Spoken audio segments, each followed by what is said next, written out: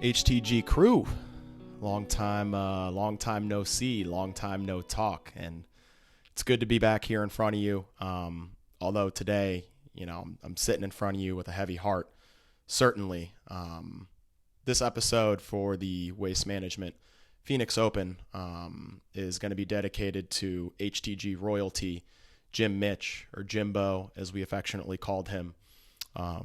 We lost a member of the HTG family last month when Mitch passed away on January 5th. And, it has really made me reflect on the people that influence, your life in various ways, no matter how big or how small. So I really wanted to touch on my relationship with Jim before we continue on to the episode and pick some winners for you all, as Jimbo would have loved.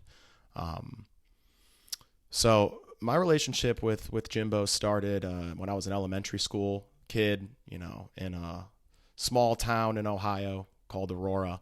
Had a very tight-knit friend group, including Jim's son, Ty. Even to this day, we're still in the same fantasy league. We talk at the very least on a weekly basis. And Jim was one of the preeminent HTG listeners and followers that I always could have counted on for a text message, especially if he had, a lineup or two, sweating the cash, a call letting me know, hey, I love the episode. When's the next episode coming? And really that type of support, especially when it comes outside of your immediate network of family, is something that can't be taken for granted. And there's a lot of you out there, and by a lot, I mean, the 10 to 15 of you that listen to me week in and week out back when I was producing the HTG pod on a weekly basis. And I just want to let you all know that you mean the world to me. Being able to make this podcast for a year was, I had an absolute blast. It has been so much fun to be able to produce this content around golf and sports betting and golf and DFS. And just having those, close people always pushing me forward, always letting me know that they're listening, waiting for the next episode.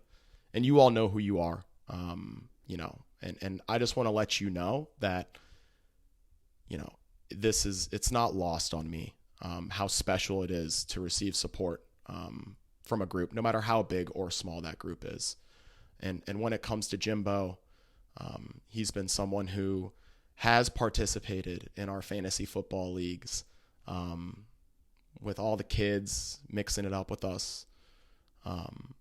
A huge supporter of, local Cleveland sports, always a big baseball fan, something that I always got to chop it up with him about.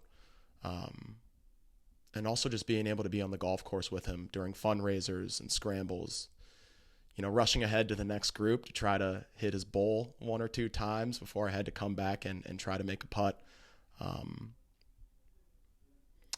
Jimbo, you will be severely missed. And the HTG crew, we lost a real one last month.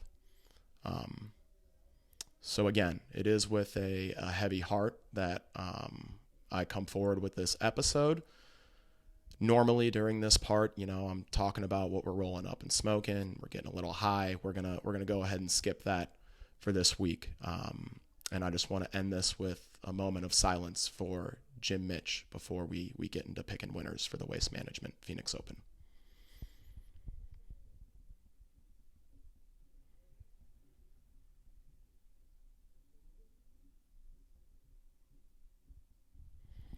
Thanks for that.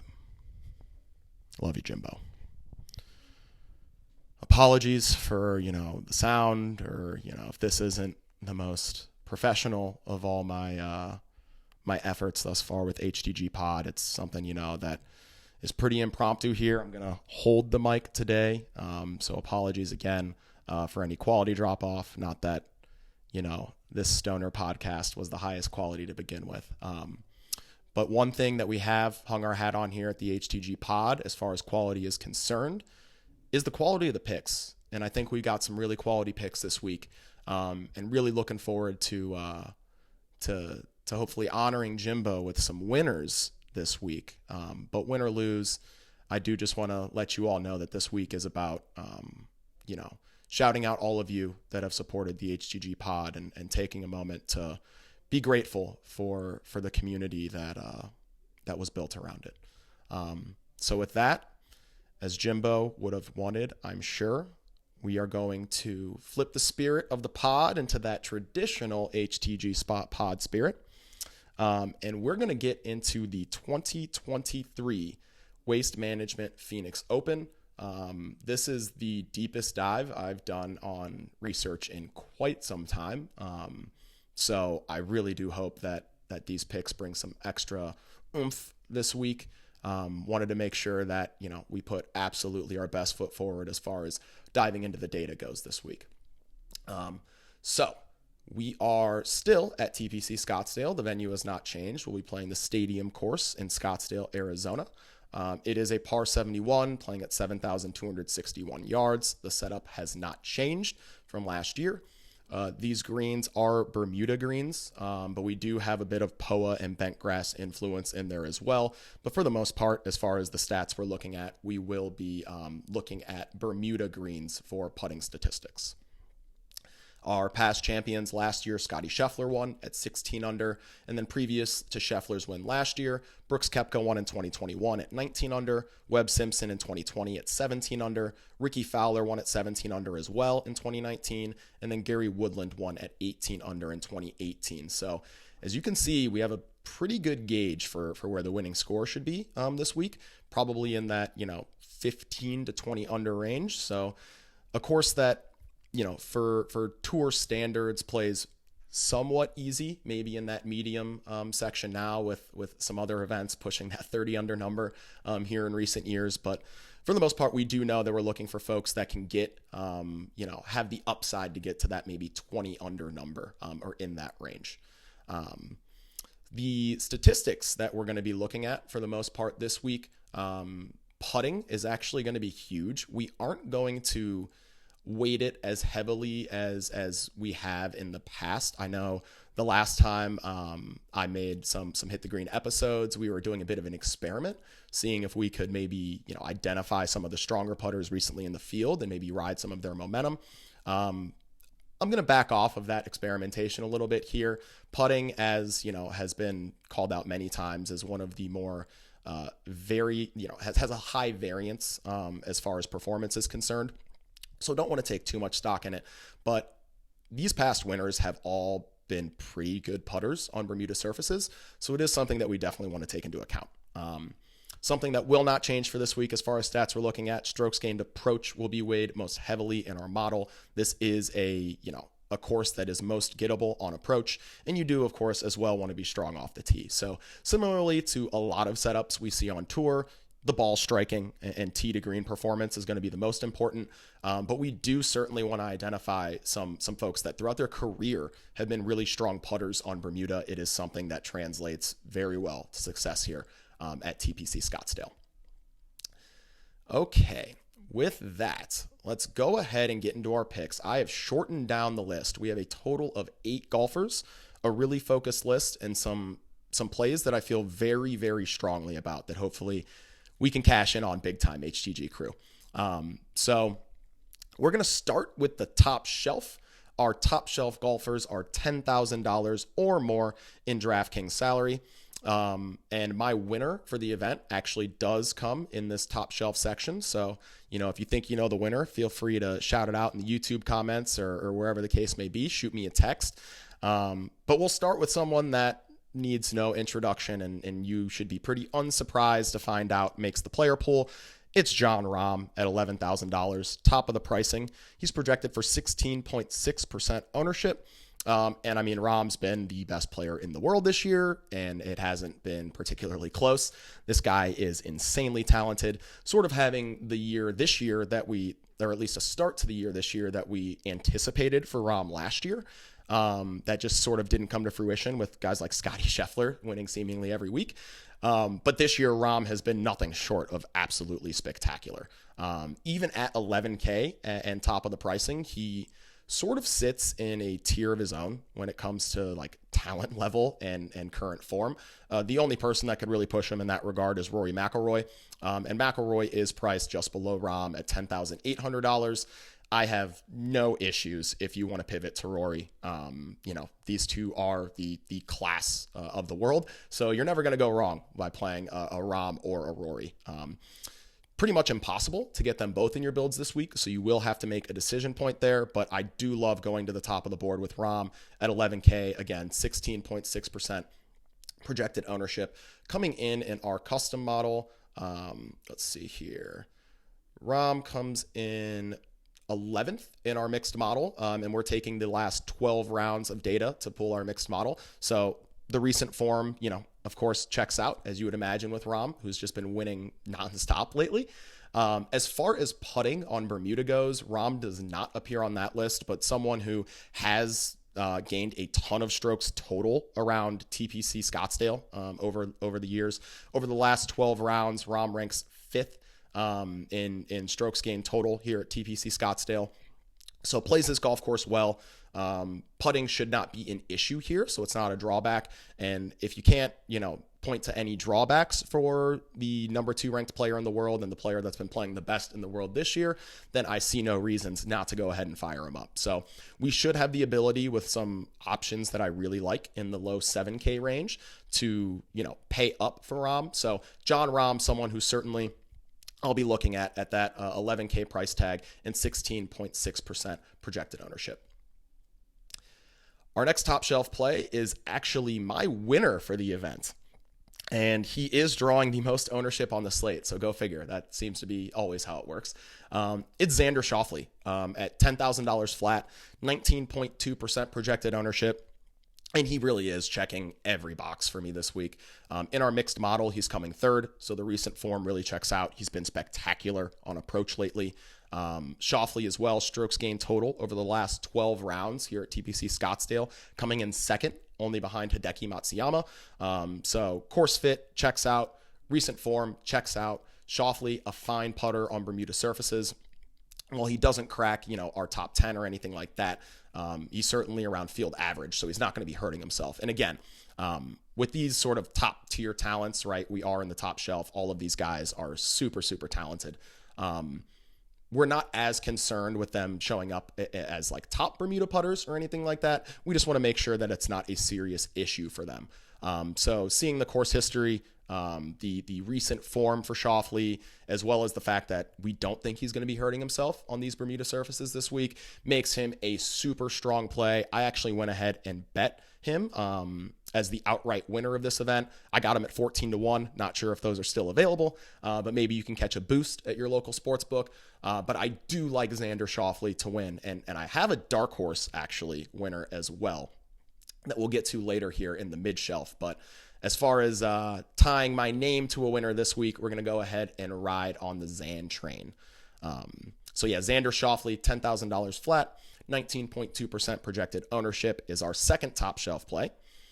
And our last top shelf play is the defending champion, Scotty Scheffler, 10.3K, 14.3% projected ownership.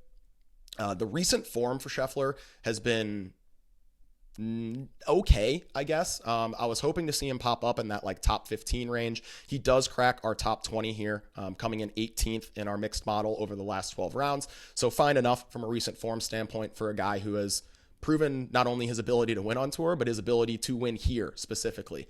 Putting on Bermuda, something that Scheffler's always been strong at since coming on tour. He actually, over the last 24 rounds, ranks 8th in this field in strokes gained putting on Bermuda surfaces. And strokes gained putting on strokes gained putting over his last 12 rounds in general, Scheffler also been putting very well, ranking 5th there. So, Scheffler really checking every box.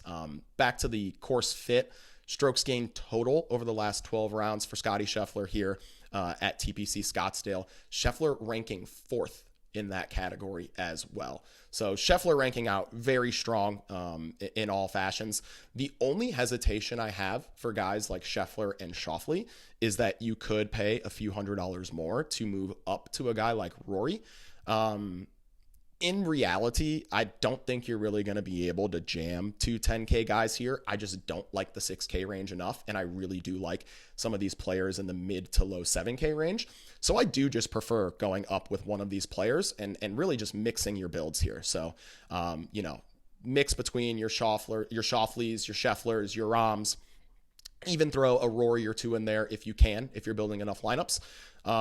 And then really do fill out your lineups there in like the low 8K range, the high 9K range. And then again, the mid and low 7K range is one that I certainly want to hammer with a few guys this week. So again, our top shelf for the week, we are looking at Jon Rahm at the top at 11K, 16.6% projected ownership. Xander Schauffele at 10K, 19.2% projected ownership. And then Scotty Scheffler, 10.3K, 14.3% ownership. On to the mid-shelf we go. Mid-shelf players are under $10,000 and greater than $7,500. So that 9.9K down to 7.6K range. And we're going to kick it off with a recent winner here on tour, a guy who's been playing phenomenal golf. Max Homa, 9.9K, 14.7% projected ownership. Homa coming in 10th in our mixed model over the last 12 rounds. Been great on approach. As you can imagine, the recent form's been good. He just won a few weeks back. The putting on Bermuda is not something that Homa popped in, but once again, as I mentioned previously, this is just something where we don't want to see guys gouging strokes on the greens, on Bermuda greens.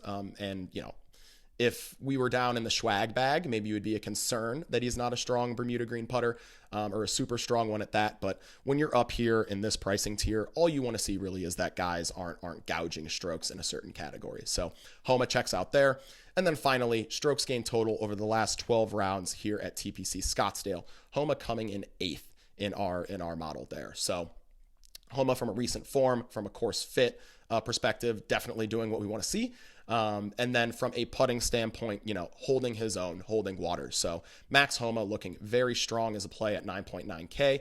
And I would imagine he would be pulling more than this projected 14.7% ownership. But we have a really interesting situation here. Right below him, and I didn't actually write him up as a play, but I do want to mention that at 9.8K, you've got Justin Thomas. Also pulling similar ownership at 14.6% to 14.7% projected for Homa. So just a thought exercise I had when pulling together the list. You get JT for $100 cheaper and that very, very slight 0.1% ownership discount to Homa. I think few would argue with me that, long term, we would imagine JT is the more prolific winner on tour, sort of the better talent. And this is nothing against Max Homa, but just to see that a guy like Justin Thomas, who in his own right, not a bad fit here at all at TPC Scottsdale, JT being cheaper and getting a slight ownership discount as well is just something to certainly think about. So if you don't have the extra $100 to get up to Homa, if you want to leave some salary on the table to differentiate yourself, or if you just find yourself being more of a JT guy than a Homa guy, I cannot fault you at all for making that pivot to Justin Thomas. For most of my builds, I will be sticking with Homa at 9.9K. Just that recent form really does stick out over guys like JT.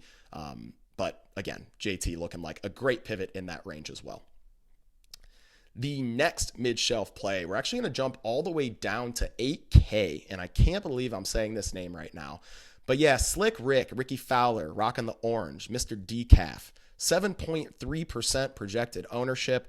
It's no secret that this is one of Fowler's favorite tracks on tour.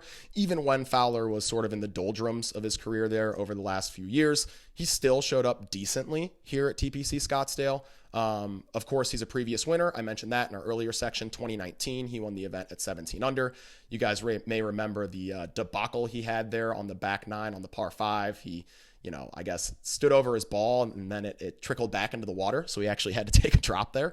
So yeah, that was a pretty wild event from Rick there, but it's interesting to see Fowler back in relevance when it comes to recent form. In our mixed model, Fowler actually cracking the top 15, coming in at 13th. And the strokes gained on approach have been good. Fowler has been riding nuclear hot with that putter, which we know in his heyday was a staple of his. So something that we could say potentially is not fluky and is here to stay. Strokes gained putting on Bermuda over his last 24 rounds. He rates out 4th in this field. Strokes gained putting over his last 12 rounds. He's rating out 8th in this field. Really checking the boxes in every way is Ricky Fowler. Has not performed as well over the last couple years here at TPC Scottsdale as he has in years past. So not cracking our top 10 for strokes gained total over his last 12 rounds here at TPC Scottsdale. But if you do expand that data to the last 24 rounds, he does creep up near the top 10. So Fowler, definitely someone who we can say is comfortable being a previous winner here at TPC Scottsdale, so not concerned from a course fit standpoint, and certainly someone who we should be able to count on to have a strong putting performance on these greens. So if we see, recent form with the strokes gained approach like we have seen here from Fowler over his last 12 rounds, the price tag feels a bit rich, and clicking his name feels a bit weird, but at 7.3% projected ownership, it feels right. And in this pricing range, there's really no one else that I really want to turn to right at this 8K pricing range. I imagine some of the more popular plays, at least in projected ownership, will be Shane Lowry, Tommy Fleetwood, even a guy like Jason Day pulling some ownership with his, sort of recent resurgence into solid form. But I really do prefer Ricky Fowler to these guys, especially at the projected ownership. So Ricky Fowler, young slick Rick, at 8K flat is someone who I will be rostering quite a bit in this range this week. The last mid-shelf play, and this is my dark horse winner. I almost picked him as the winner this week, but I pussed out. But Alex Noren at 7.6K, only 8.6% projected ownership, and that actually really surprised me. After digging through, his numbers and the recent form, I really thought that Noren might be chalk in this range, and it might just be a roster construction thing. As far as the projected ownership goes and looking at the projected ownership across the slate, there is, a bit of projected ownership sort of concentrated in this low 7K range. So maybe a lot of people are stuffing in these low 7K guys and then going up to a couple, 10K plus guys, which is a totally viable build. Just, I want to build a bit differently this week. I want to jam these sort of low 8K, high 7K guys as well, and really only pick a player or two up top. So Noren coming in at 7.6K. Let's go ahead through his numbers. As far as course history goes, he did come T6 last year. He doesn't pop in any of our, strokes gained total over the last 12 rounds at TPC. Actually, no, I stand corrected. He is actually 7th strokes gained total over his last 12 rounds here at TPC Scottsdale. Strokes gained putting over his last 12 rounds. Noren coming in 6th there. Strokes gained putting on Bermuda over his last 24 rounds. Noren coming in 9th there. And then for a recent form check in our mixed model over the last 12 rounds, Noren coming in 15th. So Noren coming in top 15 in all of the, main metrics we're looking at. Also, some of the other things I was looking at with regard to recent form really checked out for Noren. And on top of that, I feel like this tournament is a good fit for him. I mentioned, the winning score being in that minus 15 to minus 20 range. Alex Noren started his career as a guy who we really wanted to target in, tougher conditions, more difficult scoring tournaments, places where, like Honda, for example, where you might see a winner at 8 to 10 under. That sort of shifted over the last year and a half or so to where Noren started popping more so in birdie fests, tournaments that were, in that 20 under range, even getting, higher than that 20 under number. And last year, Noren actually finished top 5 at a couple events where the winning score was more in this, 15 to 20 under range. The Honda being the exception, which again, a course that he typically does play pretty well at there. But other than that, Noren really does succeed in this sort of like winning score range. And couple that with the fact that, he is popping in our model means that I'm going to be firing up all the Alex Noren that there is. I did also place a bet on him to win the tournament outright at 64 to 1. I might recommend making that a top 5 or a top 10 or something. Noren, not a winner on the PGA Tour internationally. someone that's proven he can win, but hasn't proven it yet on the PGA. So I completely understand if you want to move that to like a top 5 or a top 10. But even as stacked as this field is, and make no mistake, this field is absolutely stacked this year. I do think Noren has the upside to push for a victory. So Alex Noren at 7.6K, win aside, I think a fantastic DraftKings play. I will be firing up a ton of Noren this week. And with that, we can get into the swag bag before we get out of here. The swag bag are players priced at $7.5 thousand, so $7,500 or below in DraftKings salary. And I only have 2 plays here. Again, I mentioned I don't like getting into the 6K range this week. I really do. Like, the lowest player I have is $7,300. So I really do like this balanced sort of build this week. The first swag bag player is Tom Hoge, 7.5K, so $7,500, 9.2% projected ownership. Hoge popped a bit in our mixed model over the last 12 rounds, so recent form looks pretty good. He's coming in 19th there, as well as popping in the strokes gained putting metrics. So over his last 12 rounds, Hoge 3rd in strokes gained putting. And over his last 24 rounds here on Bermuda, Hoge as well coming in the top 3rd of the field. So nothing spectacular as far as putting on Bermuda goes, but still someone that we should be able to count on to at least be neutral on these greens. So with the recent form being where it is, the price tag in particular being where it is at 7.5K, I think Hoge is a bargain, and getting ownership under 10%, always nice on guys like this. If you're going to take a stab on, someone who maybe isn't one of the more proven players on tour, you want the price tag and the ownership to match. And that is the case here with Tom Hoge. So while I don't like him nearly as much as spending the extra $100 to get up to Noren, I do like Hoge at that $7,500 price tag and 9.2% projected ownership. And our last play of the week, the last play of the swag bag, down at $7,300, as I alluded to, 14.3% projected ownership. It is JT Poston, who is another guy that popped in our mixed model. Actually came just ahead of Noren, came 14th over the last 12 rounds, sandwiched between Rory and Alex Noren. So recent form for a guy priced at $7,300, certainly checking out there. Also, putting on Bermuda, JT Poston, 3rd in this field over the last 24 measured rounds in strokes gained putting on Bermuda. So again, especially if we're going to be down here in this lower pricing tier, we want guys that are checking that box for us as far as putting on Bermuda goes. Strokes gained putting over his last 12 rounds, JT Poston coming in 5th there. 4th there. So yeah, Poston, another one of these guys down here, similar to Noren, who's checking a lot of boxes for this price tag.